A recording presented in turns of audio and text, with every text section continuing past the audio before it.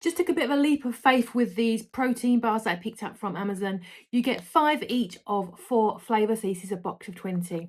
I've never tried this before, but I like having sort of a low sugar bar.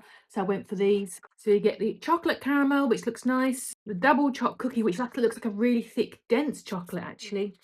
They're a nice thick bar. Nice. And then we've got 2 that look sort of nuggety and fluffy. We've got the peaches, which sounds nice, and then a cookie as well. I'm just going to try the peaches one, see what it's like. The time of purchase, this has got 5 months on it, which is fine. This is going to be gone by then. So that is what it looks like on the outside, that chocolatey drizzle. And that is on the inside. It's not nugget or mallow. It's more chewy than that.